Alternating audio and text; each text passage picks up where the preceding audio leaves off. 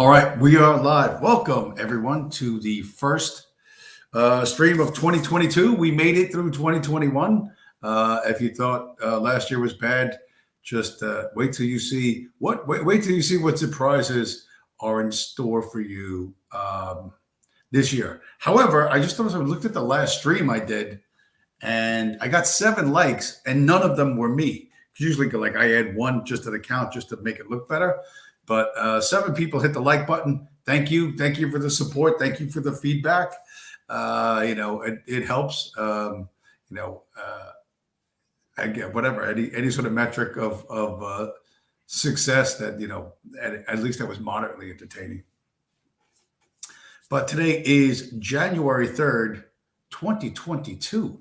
That is pretty exciting because today, really, some of you might know, most of you probably will not know, but January 3rd is actually Bitcoin's birthday. This is the day that Bitcoin was launched back in 2009. I'm going to show a quick screen share here of exactly what I'm talking about.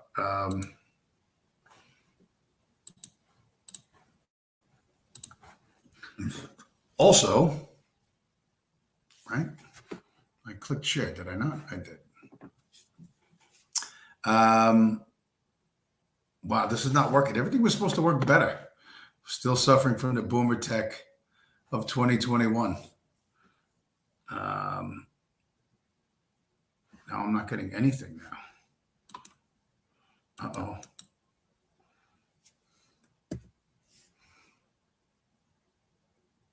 This is serious boomer tech. Ay, ay, ay. All right. My screen is nearly completely whited out. And Google Chrome not responding. We have lost whatever amount of memory we have in the cache. Right? So let's try and shut everything down, and hopefully eventually this computer catches up. But I still see myself sort of partially here. So anyway, back in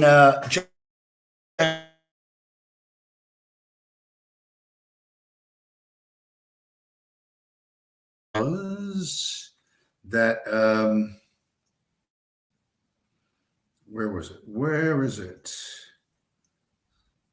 The time, yeah, from the I guess it's from the London Times.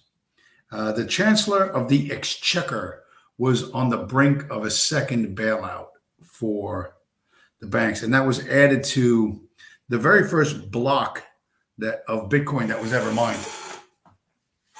That was included because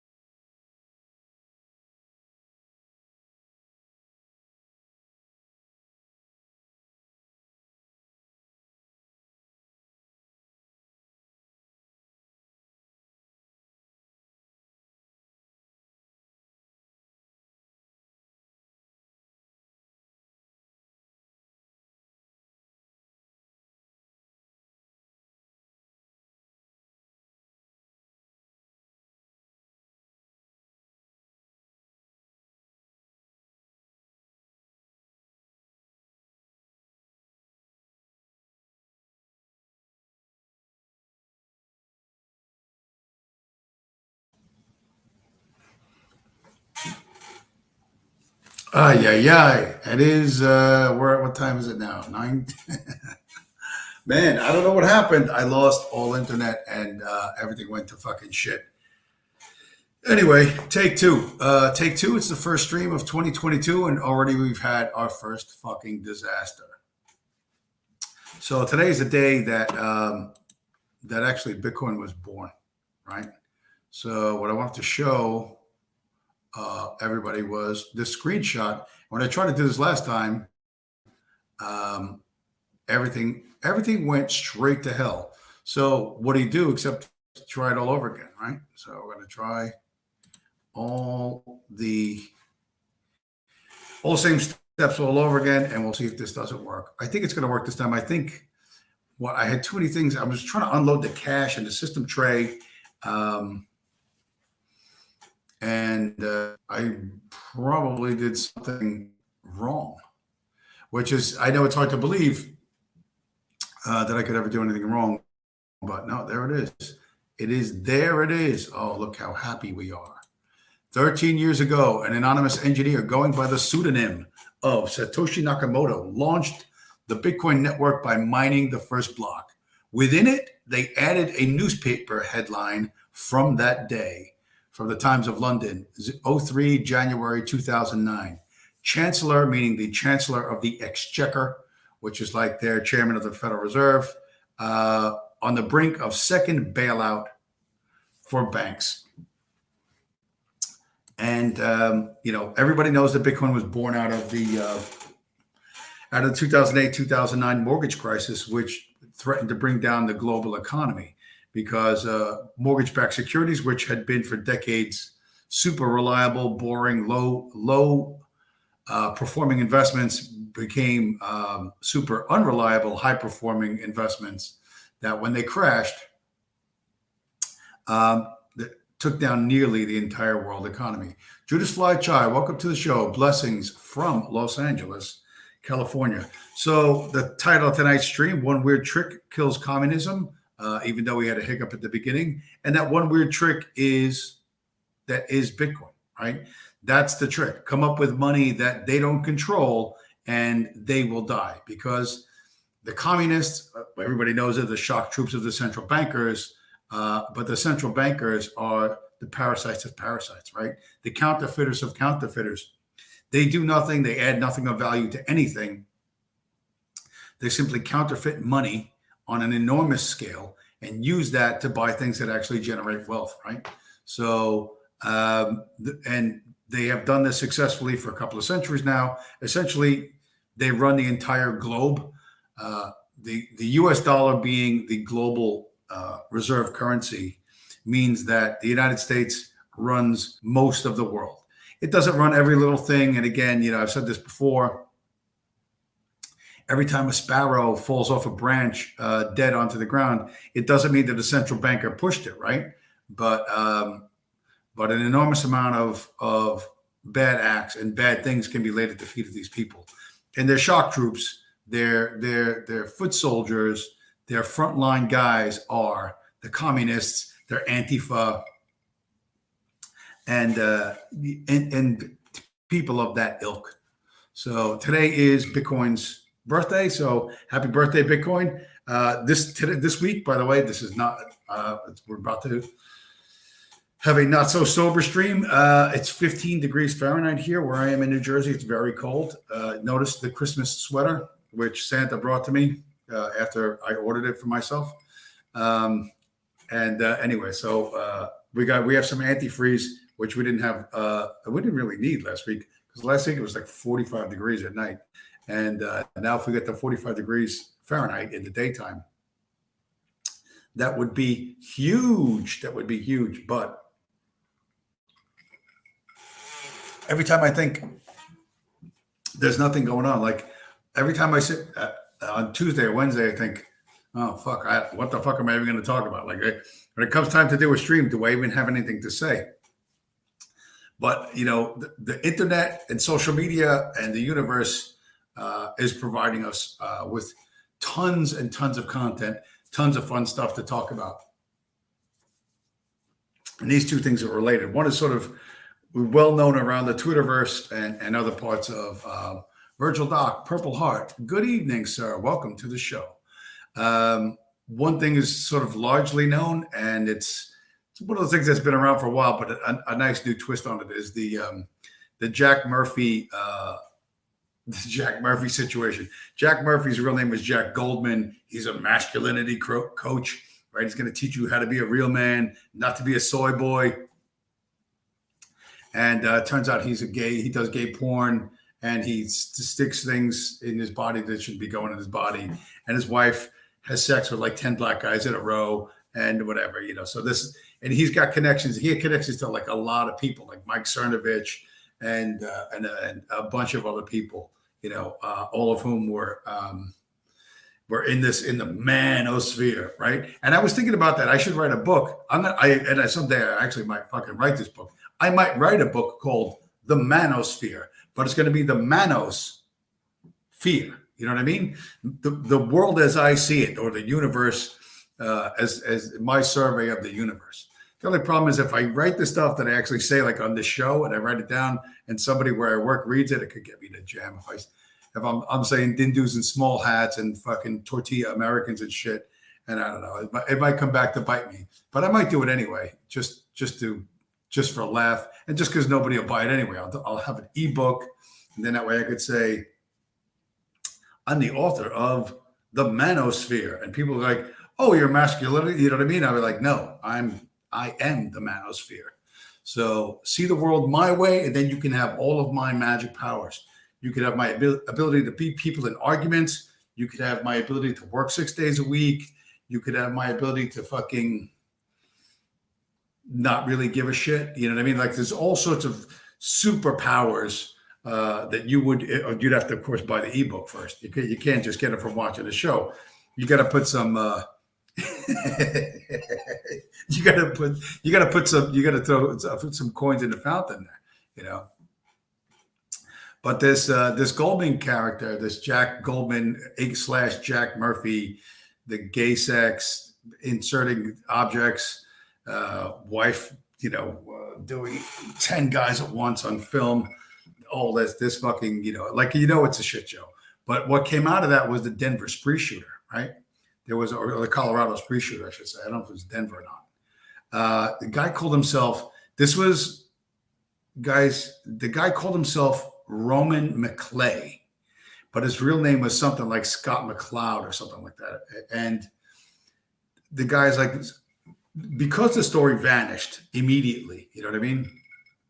The story vanished. Everybody thinks he's a Fed because white spree shooter, it goes like right to the top of the headlines. White spree shooter now, when all this anti-Second Amendment stuff is popping up all over the place. Ghost guns here, ghost guns there, blah blah blah blah blah blah. They're trying to highlight, particularly ghost guns and all the heavy anti-Second Amendment stuff that's been coming out of the media for a couple more than a few months now. But they're going harder and harder with it. This guy's a white spree shooter. I mean, that's like fucking, that's the Christmas present of Christmas presents to the fucking media. And this thing dropped down the fucking memory hole that fucking fast. And, it's really curious why. Now, there's a YouTube video of this guy up talking to some black dude named Zuby. And Zuby's he's like super smooth black dude. He's a bald guy and I don't know what it's supposed to be, but he's a social media personality. And he interviews this dude who's calling himself Roman McClay.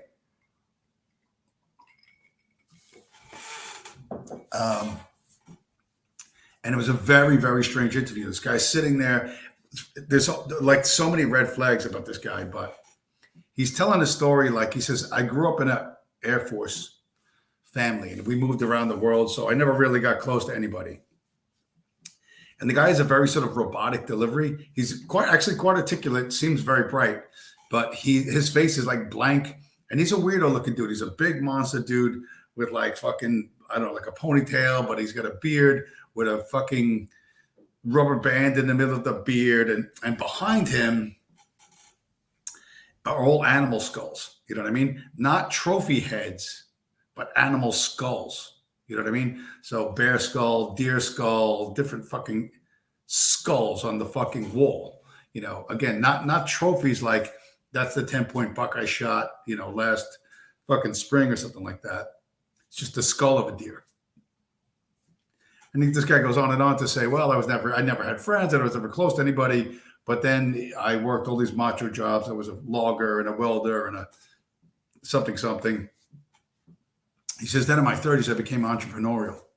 I don't know why I did that. And he doesn't talk about a wife. He doesn't talk about kids. Doesn't talk about his family. And he claims he started 12 businesses, all of which failed. And this apparently didn't bother him at all. But the 13th business he started, which went great, went gangbusters, $25,000, $30,000 of income per month. But he lost it all. He was betrayed. He was betrayed by his business partner and his girlfriend and his family and this and that. And everyone betrayed me. And then I went to court and I was told I had no standing. And this was the worst. This was everything. And I had to sell my house. And then I moved into the woods. And you're like, what the fuck? And this guy's telling his story, like, and his face is like as blank and as uncommunicative as it could be. Like I don't know if you've seen it. It's like Zuby interviews Roman McClay. YouTube might have even taken it down. Sorry, but I'm watching this guy. I'm like, what the fuck? This guy's like his zero facial expressions, like zero micro expressions. He doesn't talk about like failing in business 12 times. And it's like his body language doesn't change. He doesn't like, oh, I failed 12 times. Like there's none of that. The guy's just a fucking whack. Like, and he's into this whole thing. I'm Scottish. My dad was Scottish. My mom was Scottish, even though my mom was born in Portugal, whatever. And I'm Scottish, blah, blah, blah, blah. And a bunch of people screenshotted this guy's social media stuff, his Twitter stuff. And he would threaten to kill people all the time. Like he gets into some kind of Twitter spat with some dude from Boston, right? I don't know who the Boston guy is. But he's like typical Yankee coward, tell me your address, and come outside the house so I don't have to go in and kill your whole family first before I beat your ass. And like, of course, Twitter just lets this go, you know what I mean? And you're like, what the fuck? This guy's like, and he's whatever. I don't know if it's like where this is coming from. Who fucking knows? But the guy's living in Colorado. The guy's not living in Georgia. He's not living in Alabama or Mississippi or Tennessee or fucking, I don't know, even Kentucky. Like he's not in the South. He's in the West. Colorado is the West. It's not the South. You know what I mean? But he's coming off like, I'm a Southern man. I'm a masculine. And the guy's just a fucking complete whack. But, and known to law enforcement, you know what I mean? There was some crisscross with law enforcement. And the super successful business that he had been in was growing marijuana, right? There was a screenshot of marijuana plants underneath some grow lights. And he said like, yeah, those electric meters were spinning like fucking buzzsaws. And the old school electric meters were like, there was like a metal plate that would spin around that had a black mark on it for how many kilowatts you used. And it would either spin slowly or quickly. But if you're using grow lights to grow $30,000 worth of marijuana a month, you're going to be burning up a lot of kilowatts of juice. Anyway, so this is what this guy was involved in, and he wants to kill his former business partner that I think was in the weed business. That's the most obvious thing. Oh, the other thing is that he writes a book called Sanction. That's 1.2 million words. 1.2 million words, a fucking novel about as thick as the fucking Manhattan phone. Well, nobody knows what the Manhattan phone book looks like. But about as thick as a dictionary itself, right? That's what this guy writes a book. And he claims he's living in the woods because he had to sell his house because his business went out on him and everyone betrayed him. And he's living in a tent in the woods and he decided to go hunt the bear hunt, I guess, because you're going to eat bear meat because, you're a masculinity coach guy living in the woods of fucking Colorado. And he's on the second day of his bear hunt. He goes to sleep in the woods and God comes to him in a dream and tells him the whole novel on a bear hunt. And he said he went to sleep. He went to sleep an atheist and woke up believing in God. And he had this novel in his head. And I'm like, this guy's like insane. Like, and Zuby's like trying to make like a regular interview out of it. The Zuby's like trying to be like, but this guy's just so weird. Like it's not like it's tough to pull and tough to start him from talking, but he's saying crazier and crazier shit, and you're like this. You get the sense like this guy's really out of his fucking mind. And there's like just a million questions. Like one, who hunts bear to eat bear? Nobody eats fucking bear meat. That's like something from a bad novel of the fucking Old West. Nobody eats fucking bear meat. And second, even if the bear's fucking small, and this dude, Roman McClay, was supposedly a big dude, supposed to be very jacked individual, very large guy. Like you shoot an animal in the woods. I've never shot an animal in the woods, right? I don't hunt. I got nothing against hunting. You want to hunt away. But I always think like, okay, so you shoot the thing, it falls over dead. Let's assume you get it first shot, clean kill, down it goes. Now you got to take that thing from where it is to where you're going to cut it up, right? You got to cut the fucking thing up. You know what I mean? It's not like there's a zipper on the fucking, it's not like there's a zipper on the belly of the fucking animal where you open up the zipper and just take out the fucking meat that you want to eat, right? There's a whole fucking complicated process of fucking hang the thing upside down and gut it and do this and that and the fucking blood and all the fucking guts. And like that's no fucking small thing to do. That's a huge pain in the ass thing to do. How the fuck are you going to do this by yourself in the fucking woods with a bear carcass? Like, that's insane. That's not possible. That just isn't possible. This guy's a crazy fucking drug loon describing things nobody could do. Forget about that. This guy can't do it. Nobody could do it. Nobody could go hunting a bear and then fucking, what are you going to do? Like in the woods, just start cutting it up? Like with what? Like it just, the whole story doesn't fucking make sense. Anyway, so he wants to kill his old business partner. He goes to where this guy is. And in a typical fashion of these spree shooters, of these lunatic shooters, they're actually shockingly easy to defeat. He hadn't seen his business partner in a while. His business partner had met a woman, made her pregnant, whatever.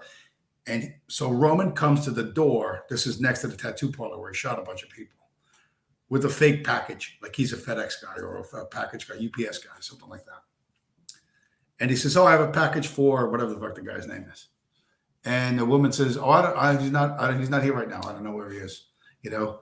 And he's like, "Oh, could I leave the package here?" And she says, "No." And she closes the door. And she just looks at this guy because he looks fucking insane. She runs and finds the dude, scoops up the baby, and says, "There's some fucking lunatic outside. Wants to deliver a package we didn't order." So this dude, who also looks like a fucking whack with long hair, and he's got like his chin is tattooed. He doesn't have like hair on his chin. He's got like a tattoo of black lines on his chin to whatever the fuck. But he knows this fucking dude McClay's outside and McClay's a whack job. So they go and hide next door in the tattoo parlor. McClay goes out into the parking lot, blows up their fucking van, sets it on fire, and then comes back and tries to shoot his way through the door, which doesn't work because that only works at the movies. And then he goes next door to the tattoo parlor where the tattoo people apparently aren't hiding fast enough.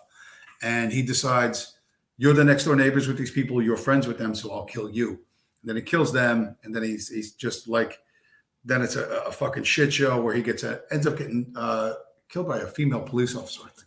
So he gets in a shootout with the cops, and the cops end up killing him. And this happened right around Christmas, right before Christmas. And again, this would be a gift to fucking the media. This would be a total gift to the fucking media. White spree shooter. And it just, boop, down the fucking memory hole it goes, because the guy's got some sort of connection to law enforcement, some sort of connection to the FBI, again, and some other things. So all this fucking sordid, insane lunacy was kind of went over Twitter over this last week. And it's kind of died down mostly because this guy, McClay, is dead. But he's a complete fucking whack. And it made me think of the much smaller social media story, which is closer to the people in this, in the manosphere that would know if you guys haven't heard. But everyone's favorite bisexual YouTube Nazi, OV Fuck You, apparently was on a Northern stream, and he had some kind of meltdown. He had some kind of he had a psychological episode, and he had a fucking meltdown, and he admitted that he was grooming some 13-year-old fucking boy. So he's trying to rape some 13-year-old kid, and he confessed to it, and blah, blah, blah, blah. and in the way that social media is fucking insane with bizarro connections, that show Politically Provoked that me and Norvin went on. And I went and I did that whole thing when I with Duvid and then a red-haired Jew and the other one. People from that show recorded Norvin's stream. I don't know how you record somebody else's stream, but I guess you could do it. More technology than my 12-year-old laptop can do. So they recorded the stream where OV confesses to grooming a 13-year-old boy, right? Or trying to groom a 13-year-old boy. To rape him, I guess, like OV was raped when he was 13, or groomed, I should say, not raped. But this guy from Politically Provoked, that sphere of people, records this and then does a stream himself that's like To Catch a Predator, kind of like that kind of thing, exposing OV for what he is, right?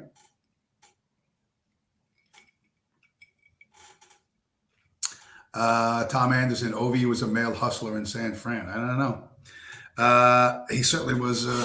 He supposedly was from an upper middle class Republican family, well connected, and something obviously went horribly wrong. And then he left Southern California for San Francisco and that lifestyle. So, whatever. That is what it is. And then he's taking LSD and he's going to be a Nazi or whatever. That doesn't mean he couldn't be a Fed. That doesn't mean he isn't a Fed. You know what I mean? The likelihood that that you would keep something up like that for that long, and just being like a degenerate Nazi-loving homo, I don't know. At this point, it's tough to gauge that. Because in talking about the Roman McClay story and the OV story, they're sort of related. One was a big Twitter thing. The other thing is just in these circles. But I want to highlight how crazy things are, how insane they are with connections that don't make any fucking sense. And you can't even follow it. It's just one hysterical, like a kaleidoscope. You know what I mean? That toy, like the kaleidoscope toy they used to have way back in the days, where you look through it and you'd spin it and all the little crystals make the light go in weirdo ways, that's what social media is like. And that's going to happen. That kind of thing, whether it's like a Roman McClay thing or somebody you think from social media, you're going to find out it's the more extreme they are, the more fucked up they are, and there's some profoundly fucked up people. Profoundly fucked up people. And what I want to say, what I've said before, and I'm just going to have to repeat, is that you're going to have to learn rules, not rulers. The idea, you're going to have to stop putting your faith in any individual, because everyone is going to be shown to be a complete fuck up. Now, I personally, listen, I have, I've been, whatever. Let's think. Let's do this. I've made a fool of myself in public and on YouTube a bunch of times, right? I get drunk, fucking show my ass. I say stupid shit, whatever. I've done it in real world. I've done it in online. But I'm from a different generation, and it doesn't make a difference. I know I acted like an asshole. I'm like, ooh, fuck, oh well. You know what? Got to get up and go to work the next day anyway. Eventually it'll go away. But for people, the millennials for whom online is their entire fucking life, they're going to build fucking rationalizations inside rationalizations that you might think it's worth going down that rabbit hole, but it's not worth going down that rabbit hole. You know what I mean? And what's going to happen, the Roman McClay thing was a higher profile version of something like this. Yeah, this is what I want to show you. And this is what the 2020s is going to look like, where the online world crosses over into the real world in an extremely negative way. So let's see how long this takes to come up. I don't think it's working now. Okay. Authorities said they believe the argument began over a previous social media post by one of the two men. Both of the men are now held under $1 million bond each. The story below that from the Chicago Journal Tyran Williams, 32, of Chicago, and Steve Lane, 29, of Chicago, have been charged with 6 counts in relations to the Oak Brook Mall shooting. So 2 dudes arguing over some bullshit online, 2 black guys from Chicago, decided to go meet at the mall and shoot it out. Or one of them worked at the mall or whatever, and the other guy came to avenge his perceived honor. And so there was a shootout, right? And a bunch of people got injured. So things from this insane social media world are going to pop off in the real world, and you might be the person at the mall. One, I would suggest never ever go into a shopping mall ever. You know what I mean? Don't go where people congregate. And especially don't go where young black males congregate ever. People think I'm being a dick when I'm saying that, and I am not. You just don't want to be there because particularly with the social media thing, these guys will shoot each other over nothing or nearly nothing. And they couldn't shoot their way out of a wet paper bag, to be perfectly honest. And if you're nearby and you think, wow, this is pretty exciting, you aren't in the wrong frame of mind, because things are going not going to go the way you want them to go. So that's that. And then you're going to have this. This was another one. I try not to do the really dark, super unpleasant, dark stuff. But the point is, I would just want to keep pointing out that there's a lot of very real world danger out there. And you need to keep that in mind. You can't be a happy-go-lucky retard walking around, shit posting all the time on your phone and not look at the fucking world, right? Understand what's out there. Another story out of Chicago. I love all these Chicago news stories. 10 men beat up 1 woman and only took her iPhone, right? And when you have 10 men beat up 1 female only to steal an iPhone, you can rest assured that they are not attacking people for their money. They're doing it because it's fun, because the world works on a predator-prey dynamic, because 10 against 1 is easy for those 10 people, right? Whether it's 1 female or 1 guy. And this is the world you're going to find yourself in. Now, what do those 10 guys look like? Do you think they're 10 South Koreans? Do you think they're 10 Filipinos, right? What do you think they are? You know what I mean? If you fail to notice this, if you refuse to acknowledge that there's always a big problem wherever there's large groups of these, or even a relatively small group of these people is, then you get what you deserve. And I'm not going to have a whole lot of sympathy for you, where you think, oh, I'm gonna take out my phone and I'm going to video this and it's going to go viral.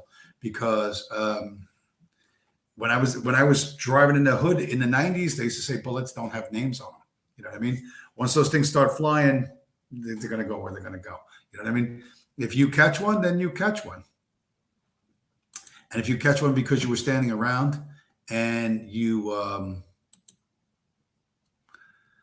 wanted to get a viral video, or you think, oh, this is going to be fun, I'll laugh at these chumps. You did something. You took a very high risk for a very, very small reward, and you may end up paying a very high price for it. Now, here's what I think ultimately is going to happen more and more and more and more. And this is just one little example of how shit's going to go bad in the future. Right? A story out of, I don't know where this one comes from. Atlanta. Oh, Atlanta. Beautiful Atlanta, Georgia. UPS driver kidnapped at gunpoint, found tied up inside his tractor trailer. That's what the police said. So let's assume it's legit, but it's probably legit. Guy's just driving a box full of, or a truck full of boxes. He gets hijacked, right? And you think, I don't give a shit. It's all UPS stuff. It's a bunch of garbage. It's a bunch of cheap junk from China and Amazon stuff. And what do I care, right? Well, right now they're hijacking UPS trucks with hoping to get stereo equipment or whatever the fuck they're hoping to get, right? High-end electronics they they can sell. Just take the truck, see what's in the truck. Wait till they start hijacking food trucks. And they're going to hijack food trucks. And that's when shit's going to get real fucking interesting. It's not going to happen tomorrow, right? Right now, the economy works well enough so that stealing, a truck full of flat screens or a truck full of whatever the fucking, or a truck full of Air Jordans, that's a big score for these guys. That's a huge fucking score. But it will get to the point where they're going to start stealing food. And you go, well, who cares? Well, the truck drivers are going to care. All right. And if truck drivers don't want to deliver food to your the supermarket where you fucking live, you're going to care real fucking fast. Okay. And you're thinking, oh, well, it won't come to that. And I'm telling you, not only is it going to come to that, it's going to be worse than you fucking think. I fucking love this one. But again, I don't, I'm showing you this not to be particularly blackpilling, but you do have to toughen up and understand how fucking insane it's going to be and how you need to be real fucking focused on what it is you're going to do before you do it. Always Chicago never fails to disappoint, never fails to come through. Here it is. The more gun convictions he gets, the less time he serves. Prosecutors gave Damian Stewart a sweet deal for his 6th felony gun conviction in May. He did not spend a single night in prison for it. Friday, meaning Friday, this Friday past, he was charged with having yet another gun. They aren't even putting them in jail for 6 times, right? 6 times caught with a gun. Can you imagine if I got caught with the firearm for one fucking time? How far under the fucking jail would they throw me, right? How far under the jail? Let's see this other one. That's making the same point again. Here's another great one. And I'm pointing out where the danger is. You say, well, we all know this is obvious, but you have to constantly be reminded, right? Peter Jones brutally attacked his girlfriend with an axe on New Year's Eve. Peter Jones, by the way, is like my fucking age. If you look at him, this guy's a fucking boomer. 8 months after he got out of prison early for stabbing his last girlfriend 17 times in 1993. His convictions before 1993, 2nd-degree murder, rape, robbery, and on it goes. The world is a very scary, dangerous place. And you need to know where the danger comes from, right? And you need to avoid it. Now, you may have normie wife, kids, fucking in-laws, friends who don't get it, right? And with family, you're going to have to find ways to fucking move them around. But with your friends, fuck it, just get new friends. Like, I know it sucks, especially when you're older, but get new fucking friends. You know what I mean? If your friends go like, hey, you're kind of racist there, you're kind of paranoid, they don't know how fucking bad it is. I could pick stuff like this all day, like all day. Colin Flaherty, who has cancer now, the guy from Don't Make the Black Kids Angry and White Girl Bleed a Lot. He's gonna be dead soon. But he literally made a fucking career out of this, right? So we've got Zoo in the chat. Welcome, Zoo. Welcome. Yes. 2022 may very well be the year of Bitcoin. May very well be the year of Bitcoin. This is what the future looks like. The future belongs to engineers and people who build shit, fearless people who build things, right? It's been made into a meme, but an updated picture of what America used to be. Right, that was America in the 1930s. Those are the guys building the Empire State Building. Right, no safety harnesses, no nothing, just out there on a beam. You know what I mean? Like 80, 90 stories above the city, sitting there with their box lunches. Can you imagine? Everybody walks out there.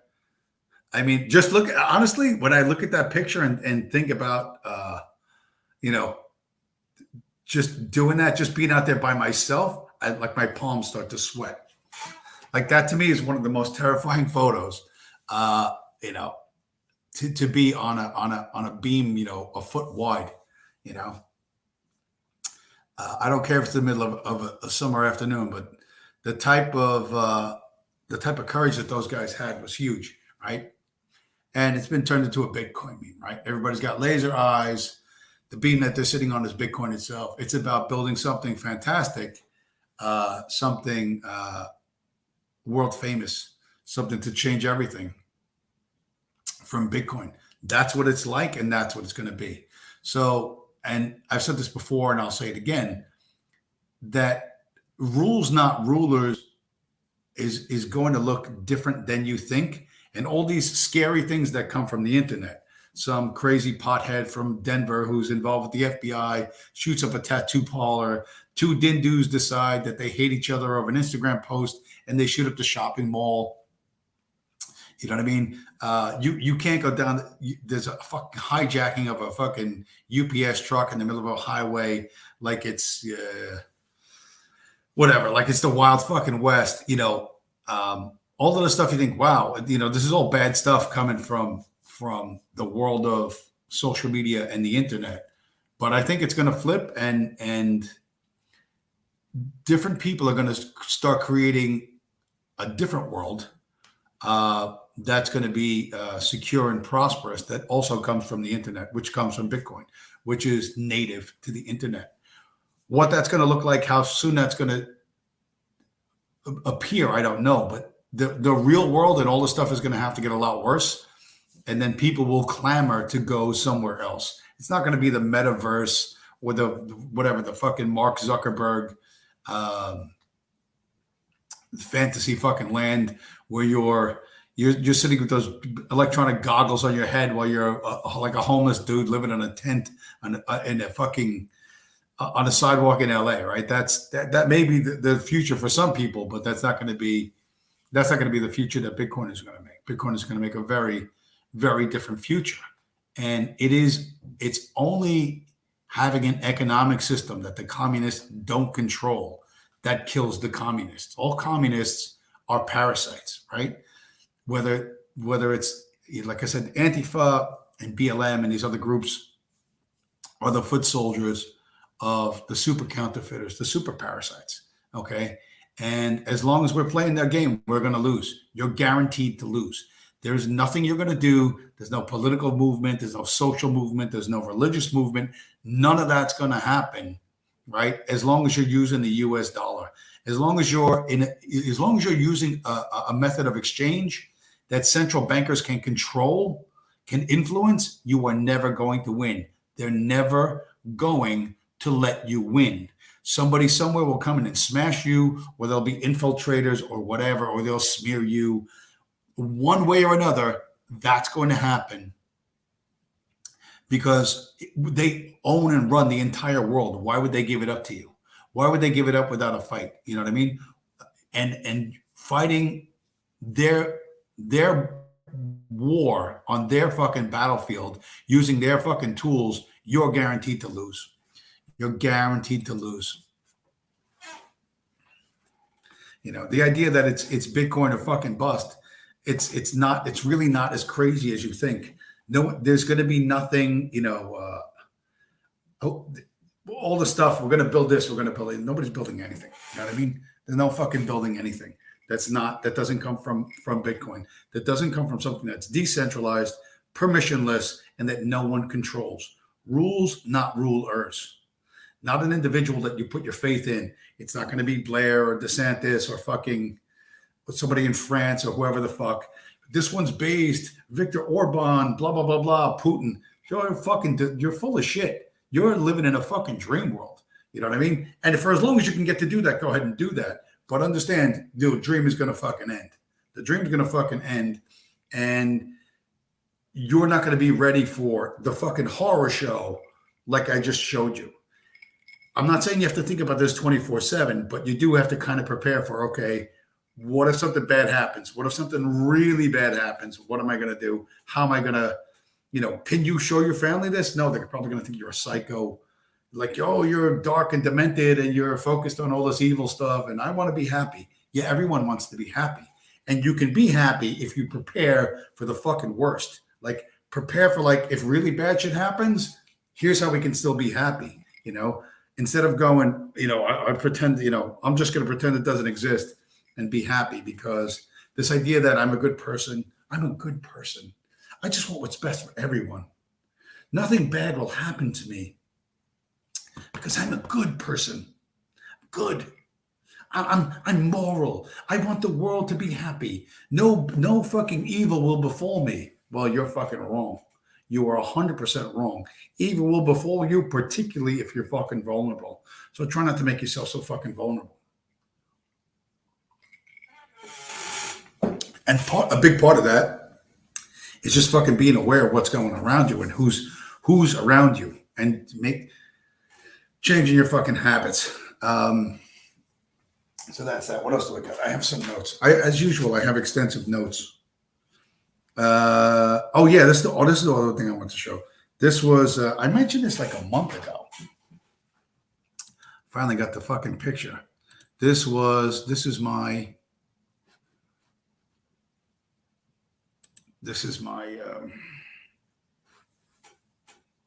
my own original contribution. Let me make it one little bit bigger. There we go.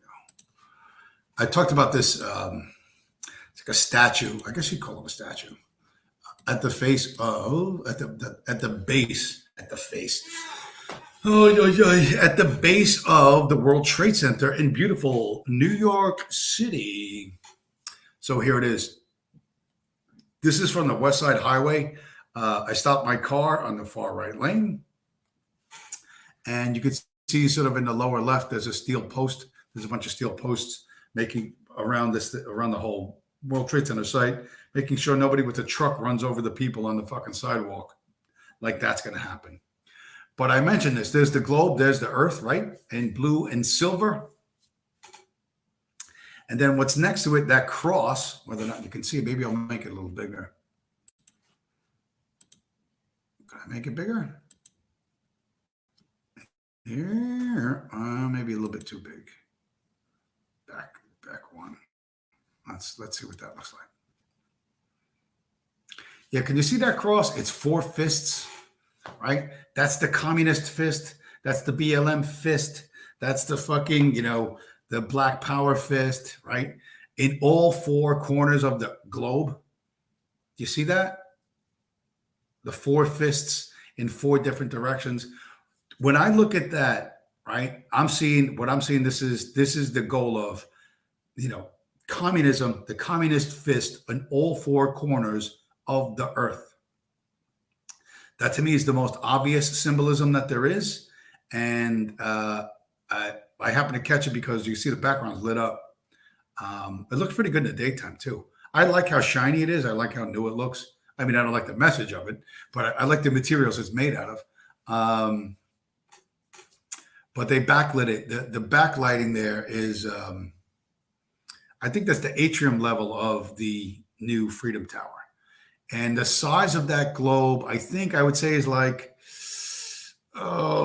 maybe like 6 feet by 6 feet. Maybe that whole thing of 6 by 6 or 7 by 7. It's pretty large. You know what I mean? There's no one walking by for scale, but something like this does not get put at the base of the World Trade Center for no reason. I don't know. I don't know if those little plaques at the bottom say who the artist was or whatever, but I doubt there's any singular artist going to take credit for that, or that they would give credit for that. But that is 100% literally at the foot of World Trade is going to be, the communists rule the world, right? all four corners of the globe. That is what they intend. Are they going to succeed? I don't think so.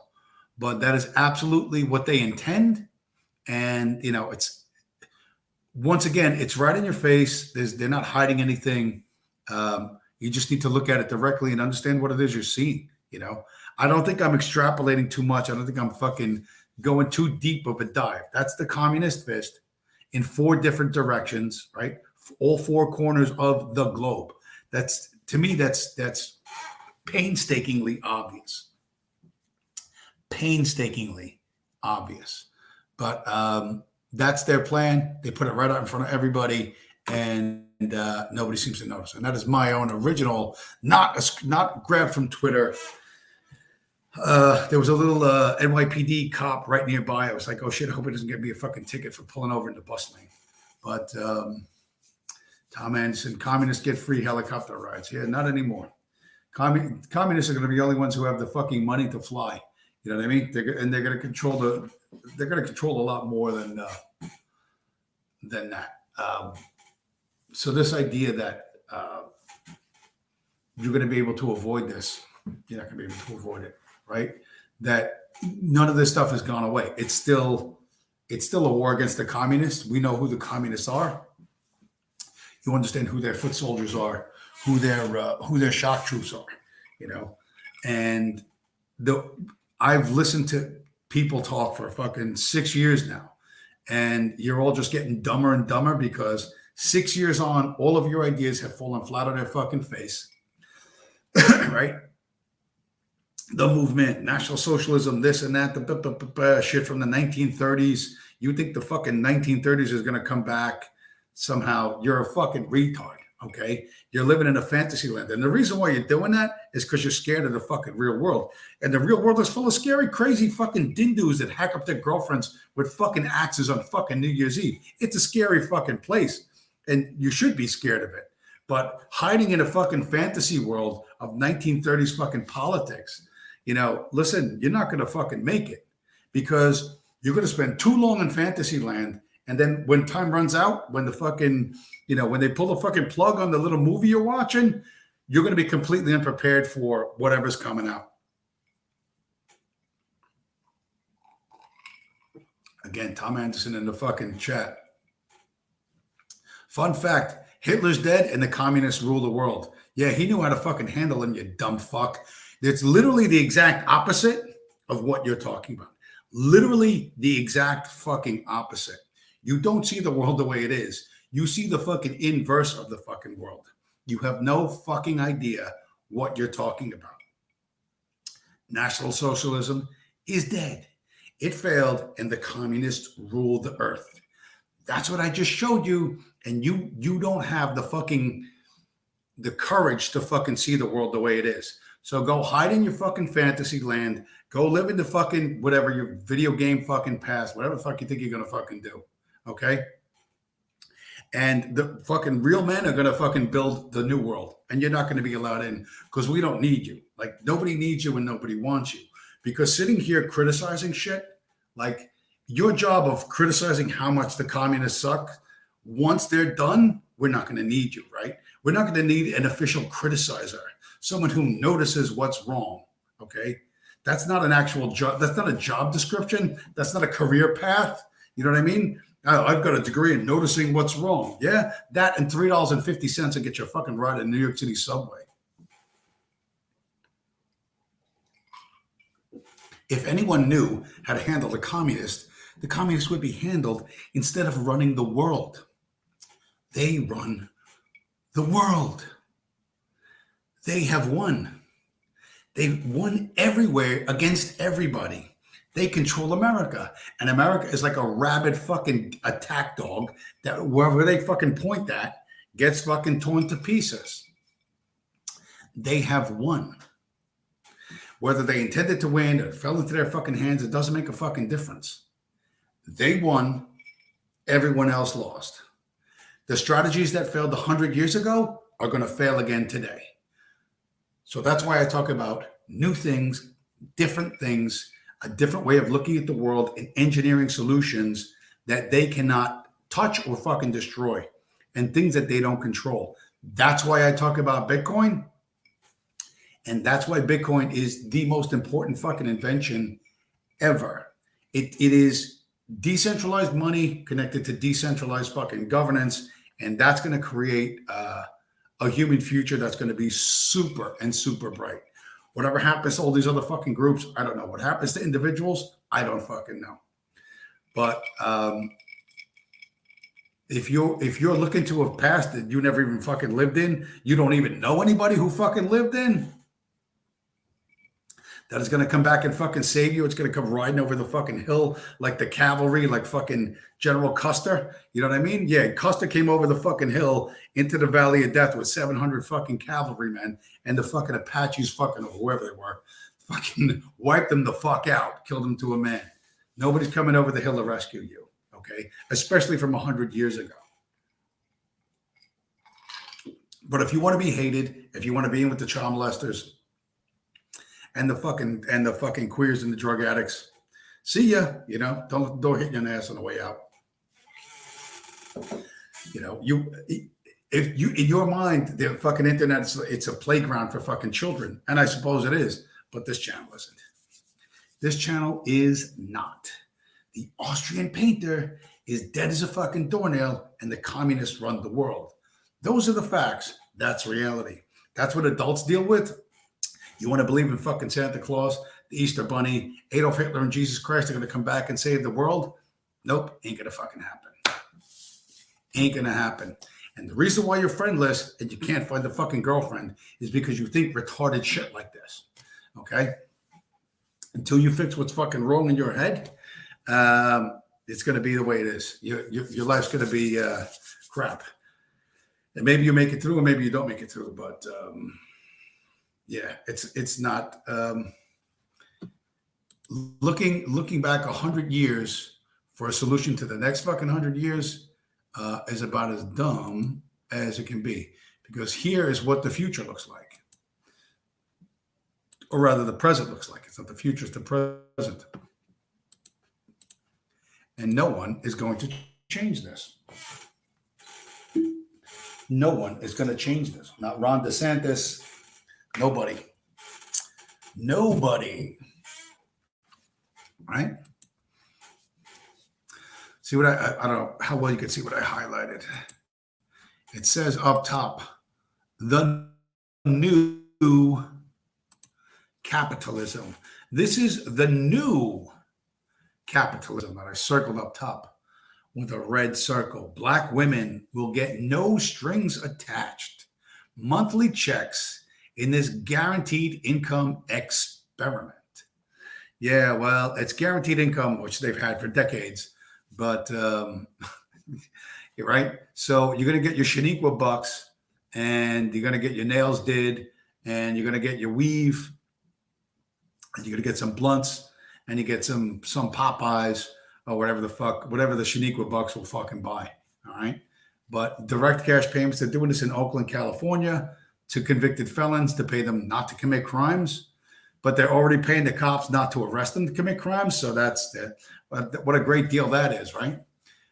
Once all these cities run out of money and the states can't fucking fund them anymore, and the federal government takes this shit over, it's only going to get worse. So capitalism, or the new capitalism is dead. It's going to be a different economic system that's going to be based on Bitcoin, to be based on low time preference, not time preference, and value that lasts. And it's not going to be here tomorrow, but it's going to be built. It's going to be built by people who are not looking backwards 100 years and hoping the ghost of some fucking lunatic saves them from the very real problems we have today. The real problems we have today, you're going to have to engineer your fucking way out of.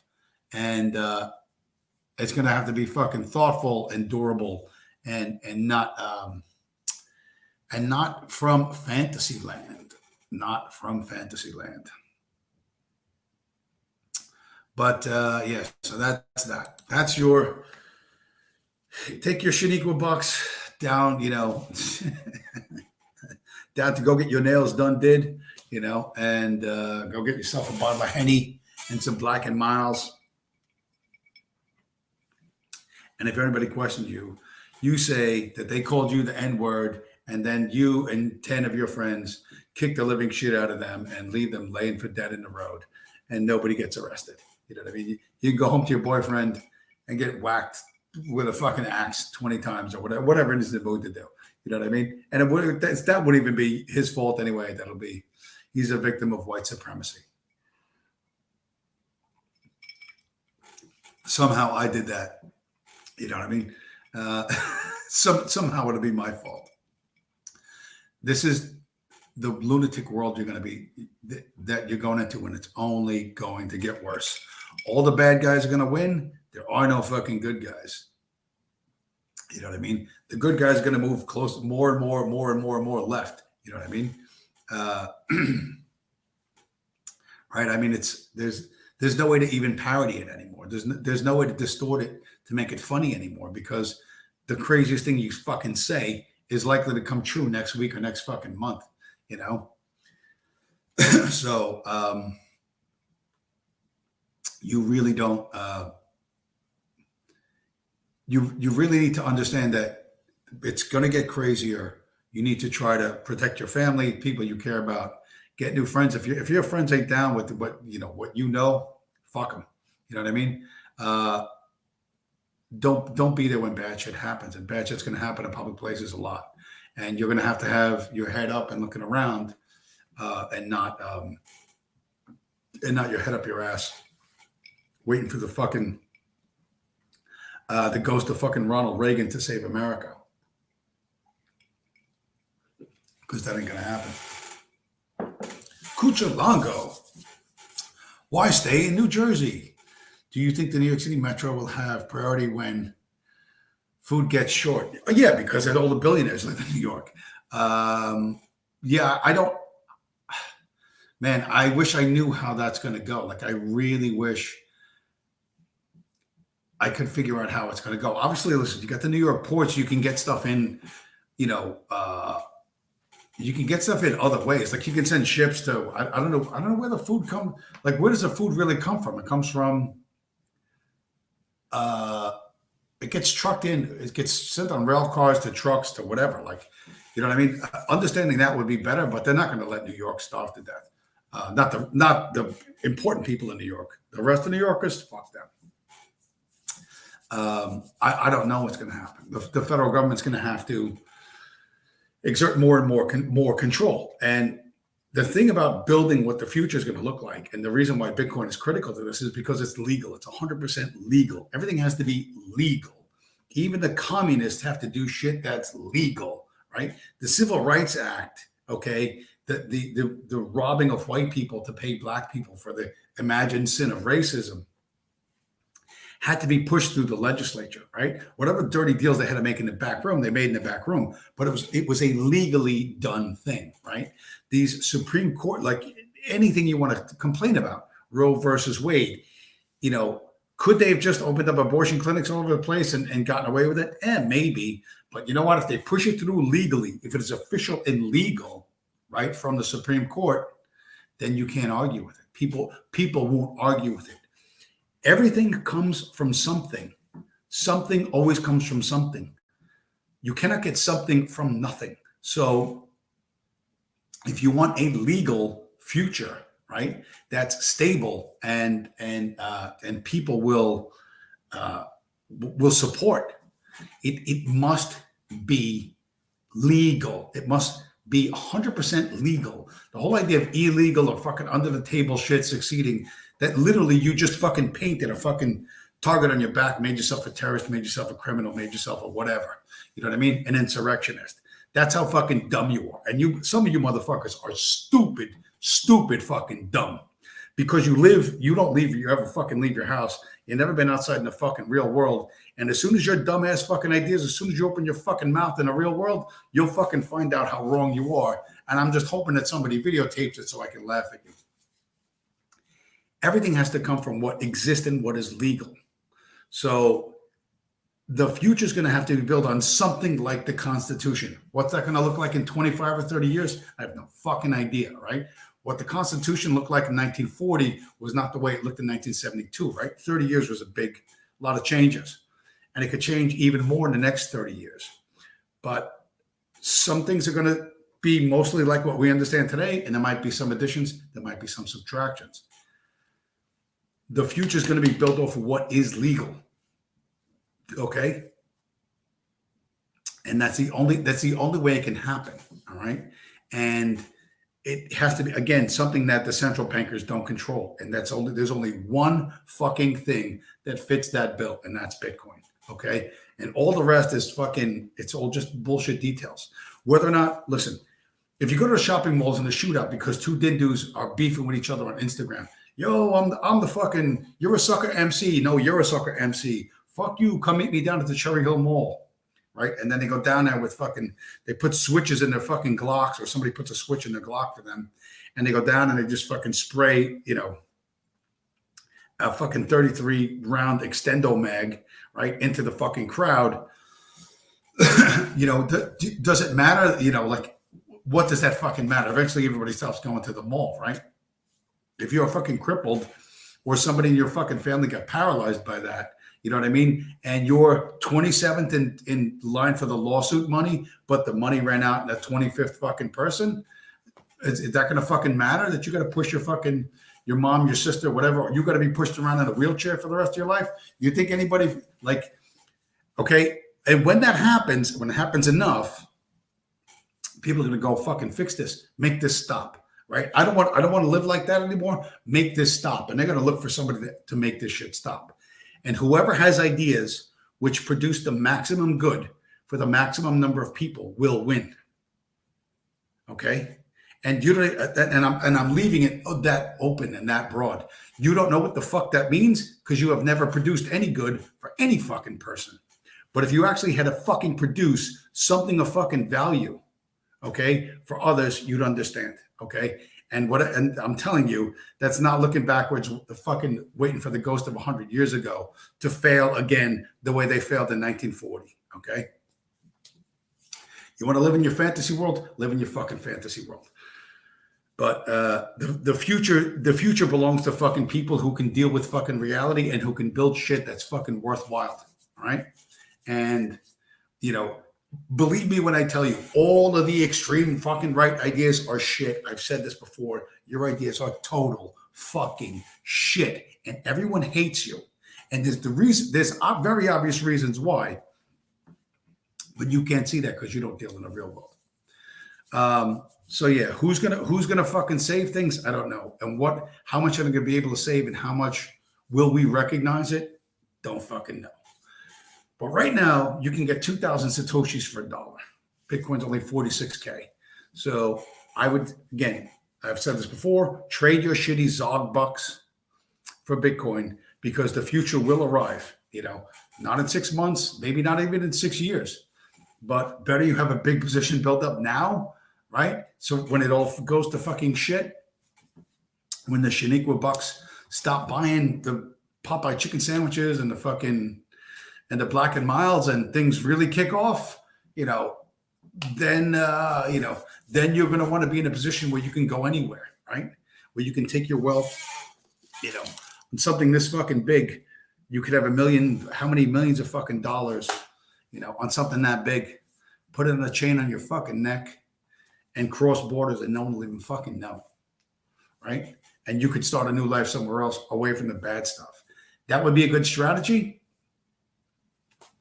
Maybe it's not for everybody. Maybe you stay in place. I don't know, right? Like I don't sit here and predict the fucking future accurately. I predict it in a global sense because I just look at what's happening now. I just look at the trends right now and go, all right, what's it going to look like in 5 years? What's it going to look like in 10 years? It's not that hard, right? I'm not some super fucking genius, right? I just look at what's going on now. Is it going to get better or worse? It's going to get worse. It's not tough to fucking, that's not a tough equation to fucking solve, right? That's not a fucking stretch for me to go, hey, look, you know what? They're letting murderers out and they're fucking recycling fucking dudes and fucking gun charges in big cities. You go, well, that's not happening in Peoria. Yeah, it's happening in Peoria too. And it's going to keep happening in Peoria. The fucking Rittenhouse kid is from Kenosha, Wisconsin. The fuck is Kenosha, Wisconsin? You want to talk about fucking Nowhereville? You know what I mean? So this shit is everywhere. You need to understand how to fucking avoid the worst parts of it and prepare for when it all fucking falls over and something new comes up. You want to be in a position to either take advantage of it yourself or make sure your kids or whatever are going to be able to take advantage of it. Kuchalango, don't you live in Queens? Didn't I? I thought you lived in Queens. I don't know, maybe I made that up. I don't think you live in Queens. Maybe you do. I don't remember. But who knows? Other than general fucking watch out. You know what I mean? Other than look out in the world and recognize what the real fucking dangers are and get out of the way. Don't video them. Just get the fuck out of there and get the people you care about out of there. Don't go to big events. Don't go to public events. Don't go to big public places like shopping malls. And watch the fucking circus go by. Don't send your life savings to a masculinity coach, who you think is a fucking Celtic, Irish, whatever, fighting man, when it turns out he's just some fucking Jew on steroids who does fucking gay porn and whose wife, lets the fucking 10 black guys run a train on her. You know what I mean? Like, you got to understand, they're all like that. They're all like that. You know what I mean? You want to be fit, be fit. You know what I mean? Lift, run, do push-ups, whatever. I don't know, climb ropes, go skiing, surf, whatever the fuck. Do that. You don't need a fucking guru for that. You don't need a life coach to learn how to fucking mountain bike or lift weights or fucking whatever. Like, you don't need that. You know what I mean? You don't need a fucking hero. Just go and do it. Just go and fucking do it.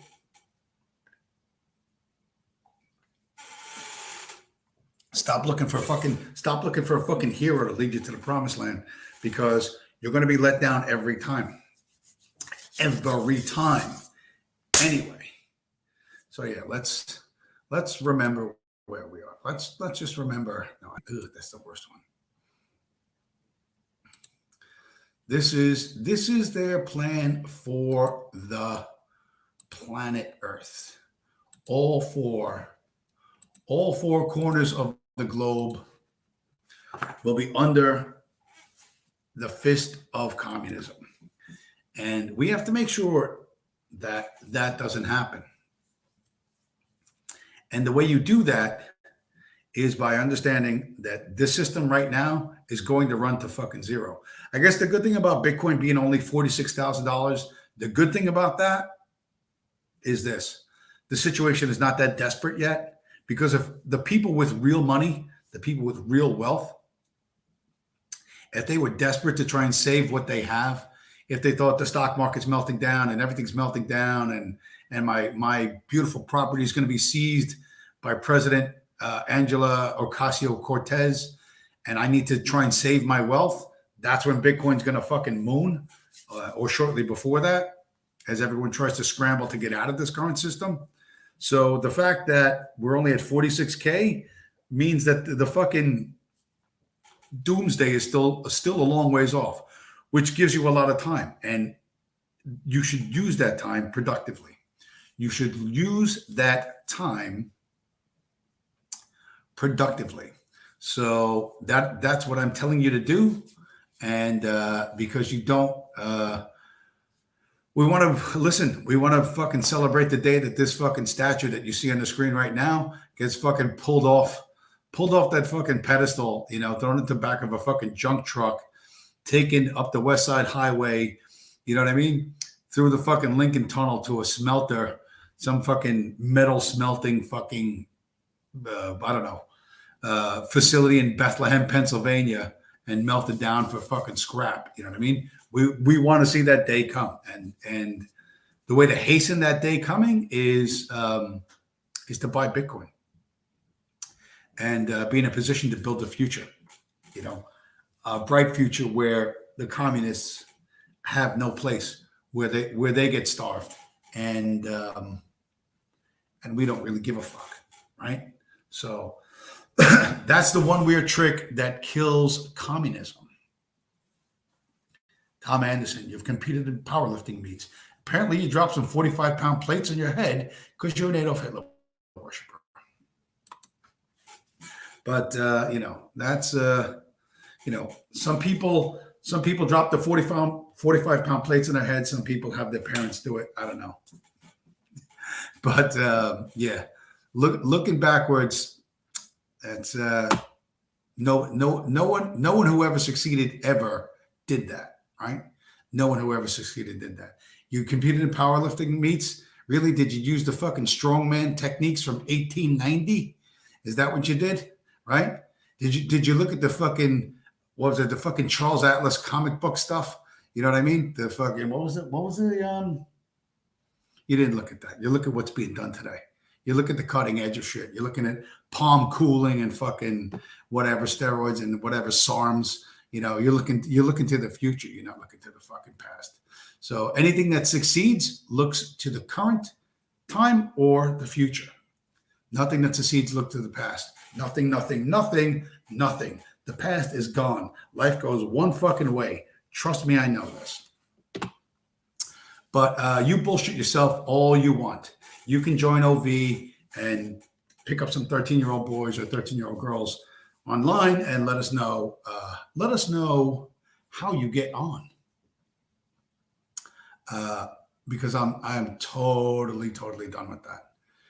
Anyway, 1 hour, 28 minutes. 1 hour and 28 minutes. I'm losing my fucking voice. I don't know what's going on. I wasn't even talking that much today. Maybe it's just the dry weather. But until next week, until the next Looney Tunes fucking series of events, listen, buy Bitcoin, whatever. Lift weights. Try not to eat crappy food. Stay away from large groups. Stay away from large groups of black people. Don't go to public places or public fucking events. And every now and then, put your head on the swivel and look around. Make sure that nothing bad is about to kick off. When am I debating OV again? You know what? I'm waiting for his parole officer. I'm waiting for after he gets fucking after he gets out of jail for fucking molesting 13-year-old children. I'll you know what I mean? I'll try to set it up. I'm gonna set it up with his parole officer. When am I debating? Yeah.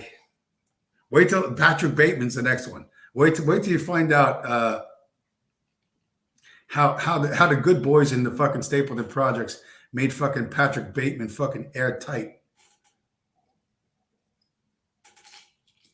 before they sent him back to his $1 million fucking home in Tottenville, Staten Island.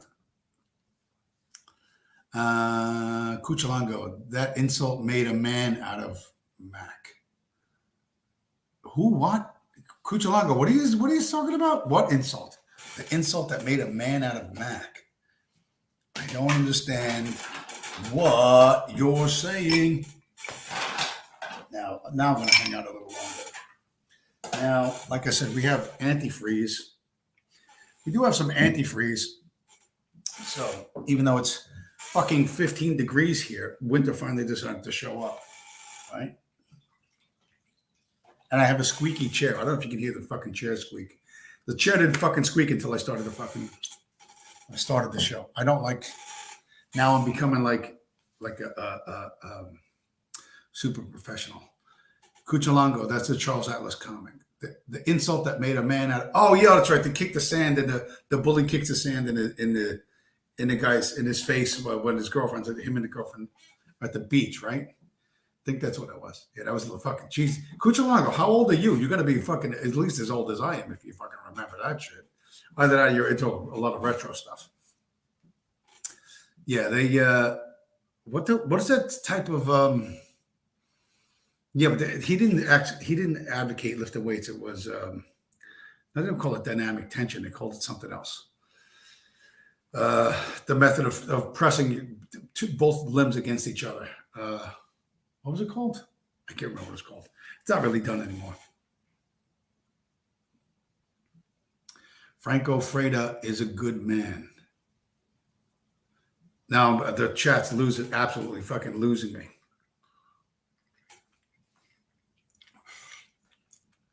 Listen, guys like OV, like, you got to understand that I I'm not making it. I grew up in New York City. I drove fucking taxis for fucking at night for 10 fucking years. You know how many fucking whack jobs? You know how many extremist fucking loons that I met IRL that I was fucking, arm's length away from?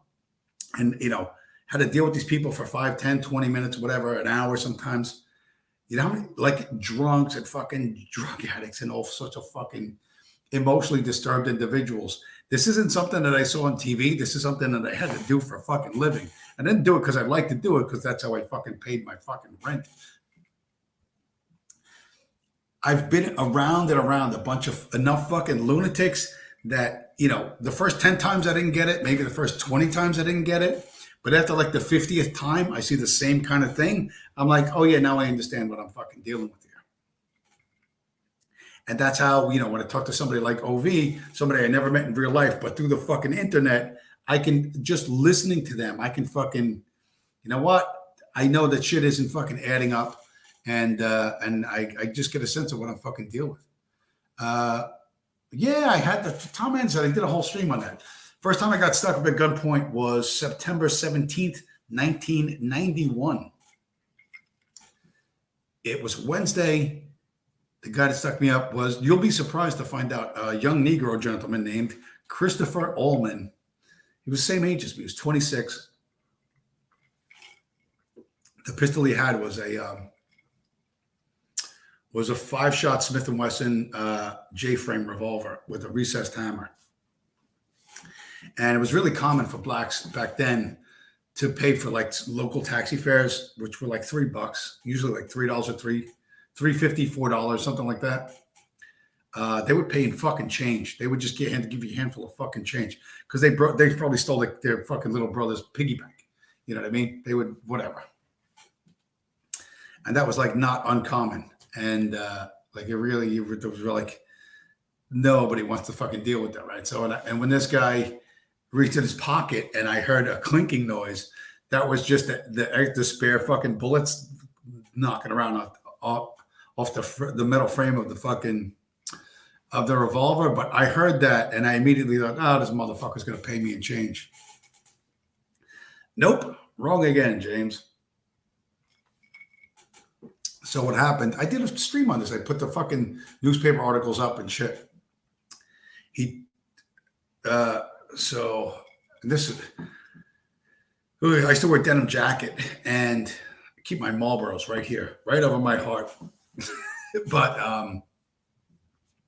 so he starts going through my pockets with the pistol behind my ear, and I'm in the car. I'm thinking, oh shit, I should do something, but I'm like, I don't know what the fuck to do. And you're sitting right next to somebody, you got a seatbelt on. You're not going anywhere before you get shot. So I just was determined to just move real slow, not to spook this fucking guy, not to give him any fucking reason to fucking shoot me, and just get out of there. But he goes through all my pockets, makes me empty my pockets, and he at one point, he takes the pistol away from my fucking ear and puts it against my balls. I'm not kidding. And then he starts going through my socks. He puts his hands in my fucking socks. Because a lot of people used to hide money in their socks. That was like a common thing. It is a common thing. People hide money in their socks. And I'm like, then I'm thinking like, fuck. I almost, I don't know. I really thought I should have done something. I'm like, that's fucking stupid to do. But he said to me, he said, what the fuck did he say? He says, if you fucking move, he said, you'll never have any kids again, or something like that. And I'm like, I'm not going to tell him I don't have kids now, but it's probably more information that he needs to know. But once he'd gone through my socks, he says, get out of the car. So I unbuckle the seatbelt and I get out of the car, and he uses the taxi as a getaway car. And he, from the part of Staten Island I was on, he gets on the highway and drives towards where the Wu-Tang Clan used to be, or the projects where they were from, called the Park Hill Projects. And to get there, you get off the highway, you make a left turn, and there's like a series of maybe 6 red lights before you get to the projects. And he just went straight through all those 6 red lights, nonstop. And NYPD, what they used to call street crimes unit or undercover unit, whatever, saw that. They saw that like it's a licensed taxi with a fucking light on top and the whole 9 yards. And they started chasing him. They just thought it was like a crazy cab driver, maybe like a cab driver that was on crack, because there were a lot of guys used to drive and smoke crack. We had a lot of crackheads in the early 90s until they started drug testing everybody, and then they got knocked out. But they chased this guy and he takes off, and it was a big high-speed chase where he ends up crashing into a private house on a street called Westervelt Avenue, which is like near the Staten Island Ferry, not far from the Staten Island Ferry. So he crashed into, like, across the sidewalk, through the fence, across the yard, into the foundation of someone's house. So the two cops that caught him was officers, I'm trying to think, it was officers Horn and Derbyshire were their names. Horn was a big, gigantic fucking white dude, and Derbyshire was a little female cop. And anyway, they grab him up and they cuff him, and they back and forth calling 911 in the office and whatever. And 911 calls the taxi office and said, "Can you bring the driver to make a field identification?" I was like, "Yeah, I'll go." And meantime, they give me a beer and I'm fucking smoking a cigarette and whatever. And everybody's like, "Tell me the story." "No, start again. Start at the beginning. No. Start again. And another driver comes in. What happened? You got robbed. What happened? No, wait, start again. Start at the beginning." So I told the story, like the beginning part of the story, like 17 times before they even fucking, well, I mean, not 17 times, like 4 or 5 times before the guy was in cuffs, right? So since I'd been drinking alcohol, of course, everybody's like, "Oh, come on, I'll drive you down there." So we know where everybody knows where Westervelt Avenue is. At least we did. So off we go down Richmond Terrace towards the Staten Island Ferry, get to Westervelt Avenue, and like some cab drivers are so stupid. They're like, "I wonder where it is." I'm like, "Up there where the police lights are. You see where those fucking police lights are?" What's the guy's name? Petey. I was like, "Petey, stop over there. I'm pretty sure that's where they are." So walk up there, and I get out of the car, and I still got the beer in my hand.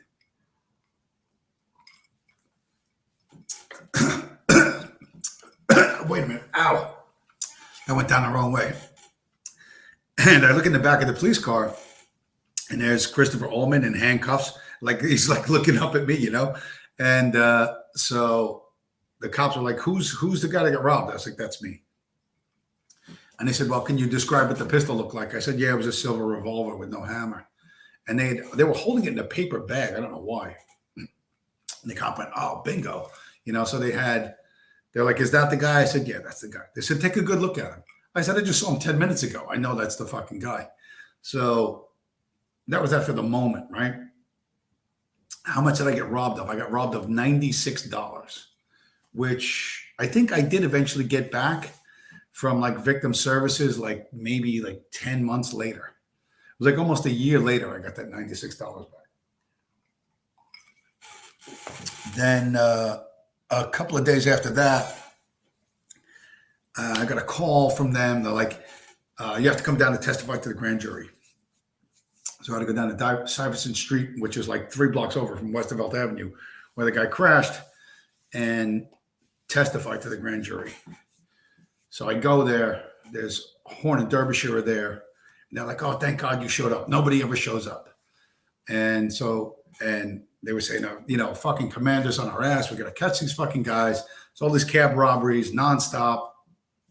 He says, and, we finally caught, thank you for showing up. They're like, "You want coffee? What do you want? Can we get you bagel? Can we get you breakfast?" Like, they were going to, like, out of their pockets fucking do this just to get the fucking arrest. I was like, "Nah, I'm good."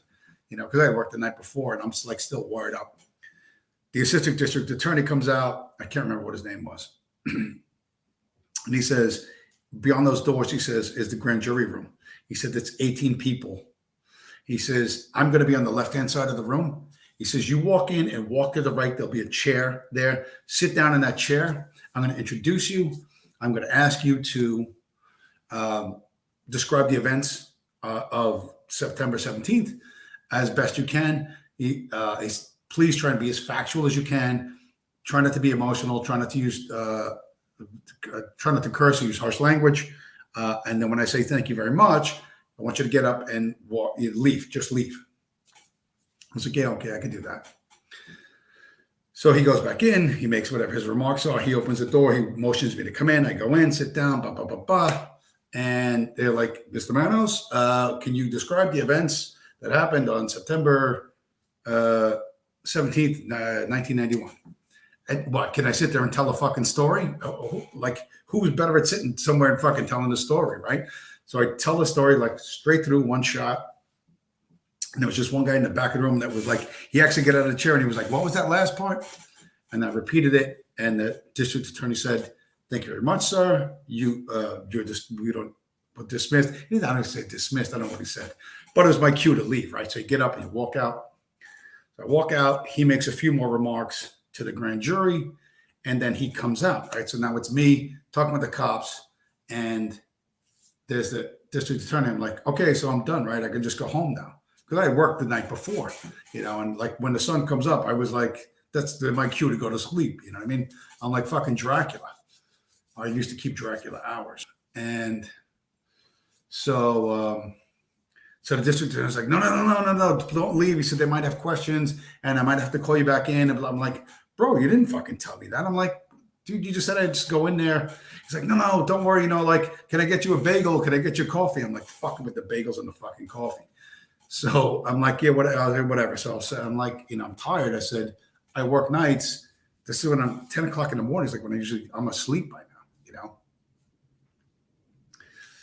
Long story short, within 10 minutes, they indicted. Boom. They called the DA back in. He said, you can go home. They indicted. You're done.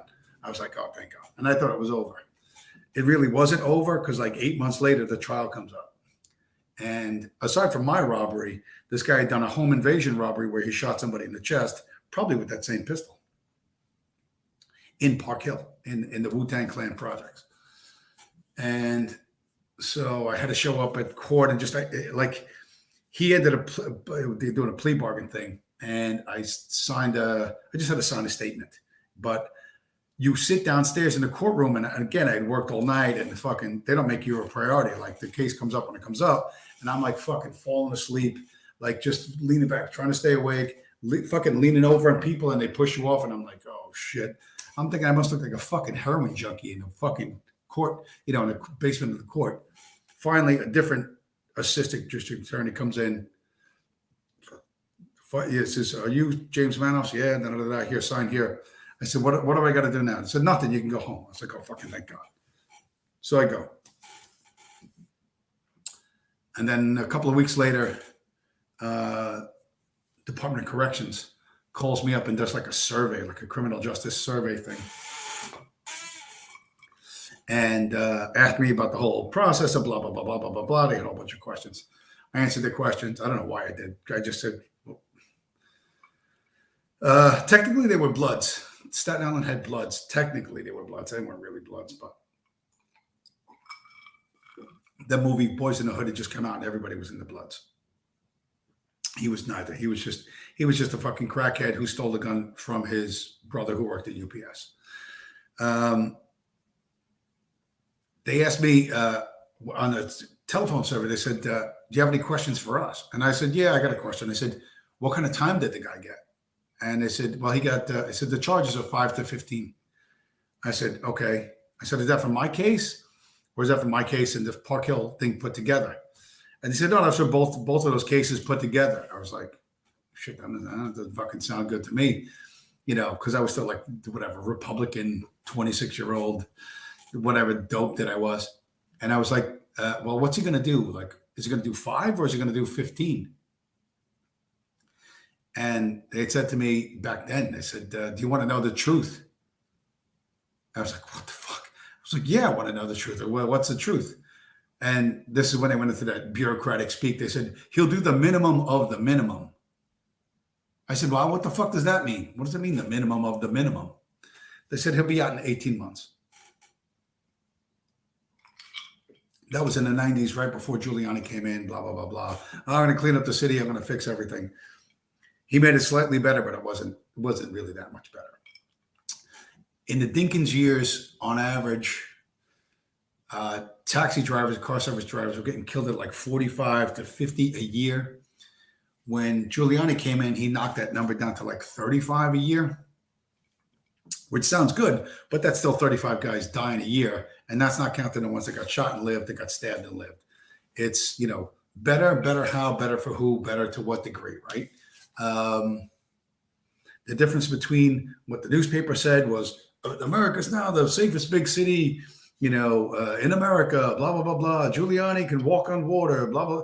The reality on the street for me and tens of thousands of other guys who made our fucking living driving around the fucking city, the reality was very, very, very different. And that's what I try to tell you fucking people. You see this shit on fucking social media, this fucking personality, that personality. You buy into this fucking bullshit. It's not even fucking close to the way they say it is. That's the point I'm trying to make to you. I'm trying to make it in a fucking, in a current timely sense. But I get this from, being in an environment that was really fucking hostile and dangerous because I had to be there because that's how I made my fucking living. If somebody would have offered me a job on fucking Wall Street, I would have went to work on fucking Wall Street. If somebody would have offered me a job in fucking IT, I would have went to work in fucking IT. You know what I mean? But I was doing the only thing I could do to fucking make money and to fucking keep a roof over my head. You know what I mean? That's why I was there. I didn't do it because I fucking really like fucking driving cars or I really like talking to people. You know what I mean? You do what you got to do because you got to do it. None of you fucking people who believe in 1930s fucking solutions or any other fucking solutions, you dumb fucks are in the fucking Middle Ages. Oh, we got to wait for fucking Saint fucking Twatlow of fucking Hungary to come back and fucking hit everybody over the head with the fucking engraved cross. That ain't going to fucking happen neither. Okay? That's not going to happen. People are going to do what they need to do to fucking get by. And that's going to look like different things. But when it becomes fucking impossible, when it becomes absolutely fucking impossible, then shit's really going to kick off. And that's what's going to happen because it's not getting better. And that's my point. Stop looking for fucking heroes to rescue you because there's no heroes to rescue you. You got to rescue yourself and the people you care about. And maybe the people you care about think you're a fucking psycho and don't want to hear it, in which case you still got to prepare to fucking rescue them, except, don't talk about it at fucking Thanksgiving.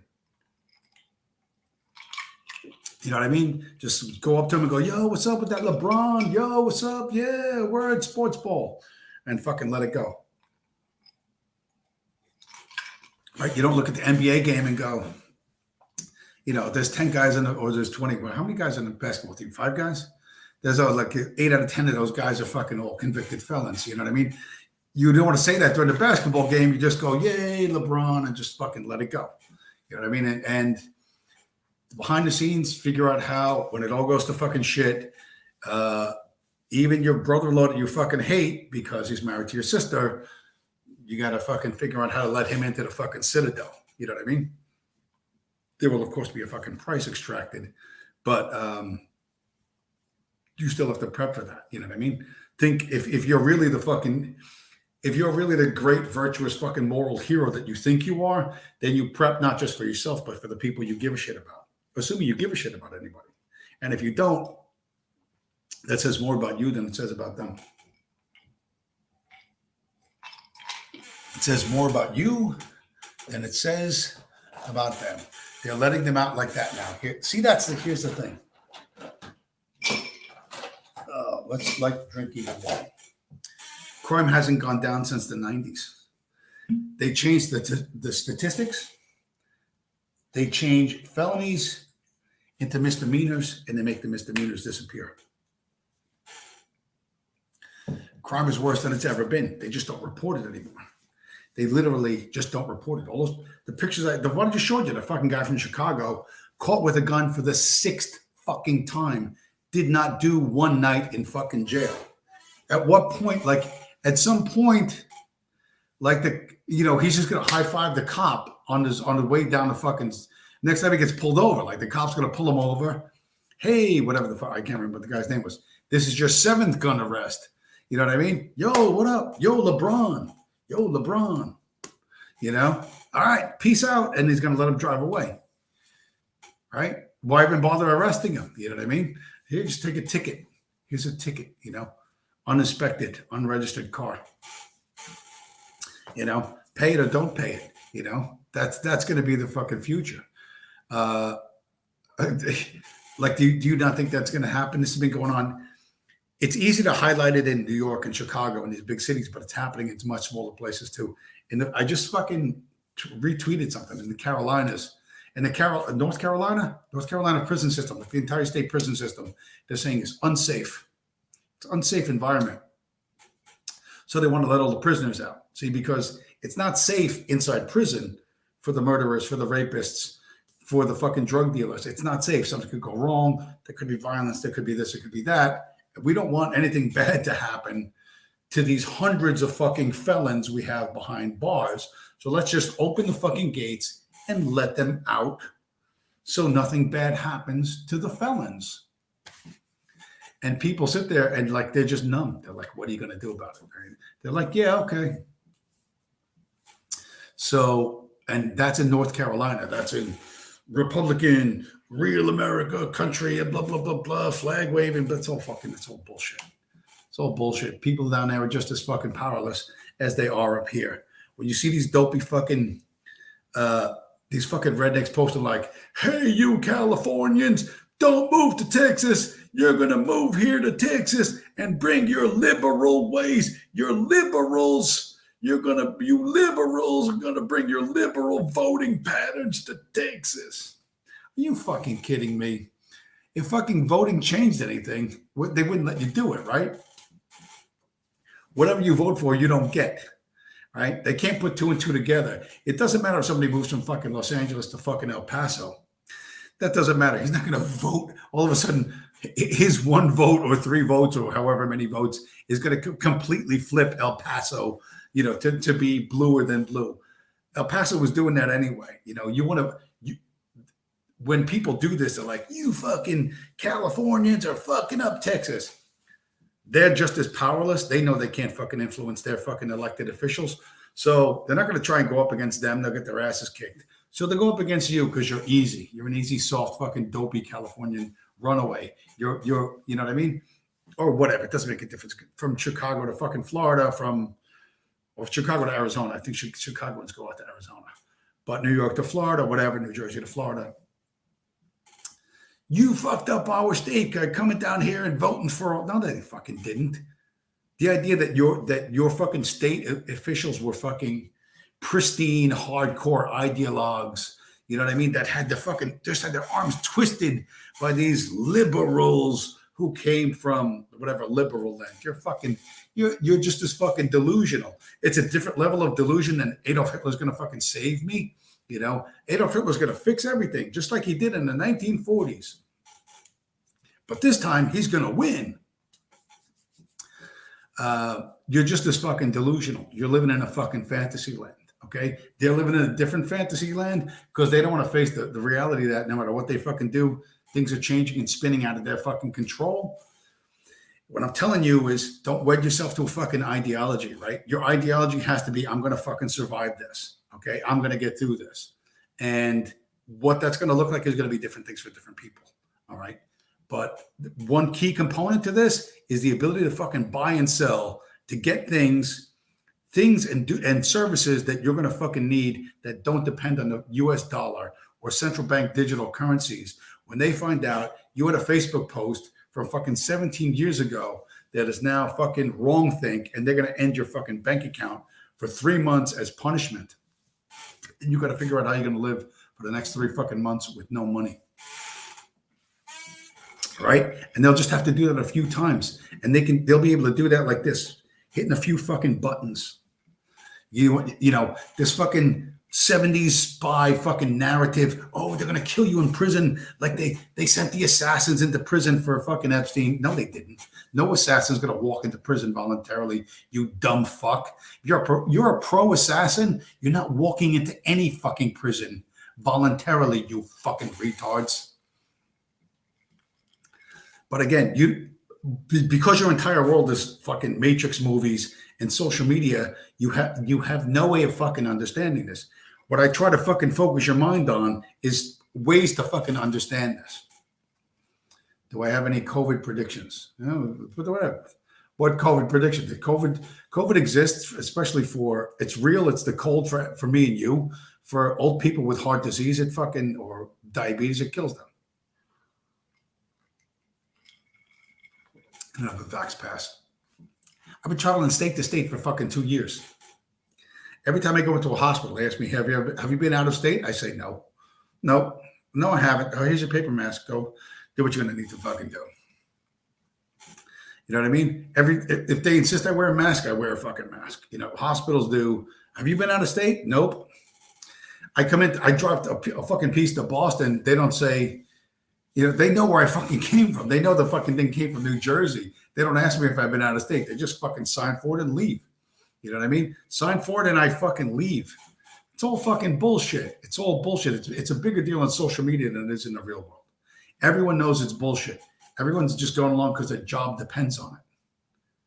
Right? Nobody believes this for 5 fucking seconds. But you're going to be homeless and starving if you don't fucking go along. Welcome to communism. The communists won. The Austrian painters lost.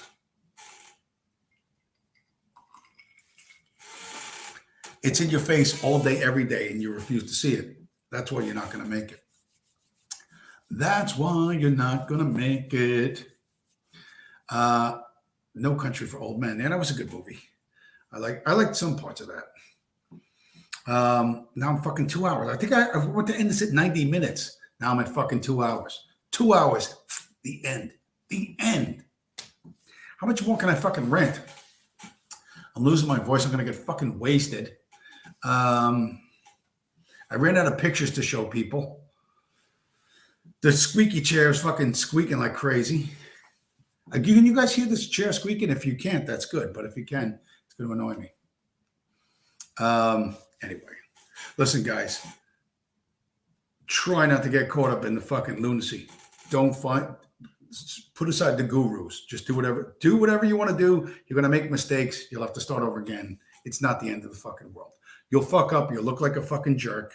You know what I mean? It's going to be embarrassing. Your face gets red. It sucks. Everyone laughs at you. You just fucking move on. Go on. Put one foot in front of the other. Do the next thing. Do the next thing. Do the next thing. And eventually it goes fucking away. All right? Don't think, I got to fucking stick my head in the oven because I did something stupid on the internet. People do, like, there should be an Olympics for stupid shit on the fucking internet. Calm the fuck down. It ain't that big of a deal. Ain't that big of a deal. Next week's another new fucking twisted internet fucking drama. You know what I mean? Relax. Enjoy the decline. Enjoy the decline. Yes, I did. Now, Cucamonga with ears like a fucking hawk, whatever that means. Now, yeah, I know it's fucking. Now I'm being super fucking. Yeah, that's what I was doing before, but now I got some fucking chairs and it's a comfortable chair to sit in, but you know what? It's squeaky. I didn't think it was going to be the squeaky. Anyway, whatever. I'll have to fucking try and fix that for next week. It's probably not going to work, but whatever it is, what it is. Guys, thanks for everybody showing up. Thanks for, and by the way, 7 likes on the last stream. That was fucking huge. Thanks everybody for doing that. I appreciate the support, the acknowledgement. Anyway, I'm going to let you guys go because what time is it now? Well, it's only 11 o'clock, but it's 2 hours. 2 hours. What do we do? Like a quarter of a bottle? So I don't know. Quarter of a bottle. That's a decent amount of antifreeze. Everybody stay safe. Don't do nothing ridiculous. Trade your shitty Zog bucks for fucking Bitcoin. And Happy New Year to everybody. Yes, Virgil Doc, Purple Heart in the chat. Happy New Year to everyone. Stay safe. I'll talk to you guys again next week.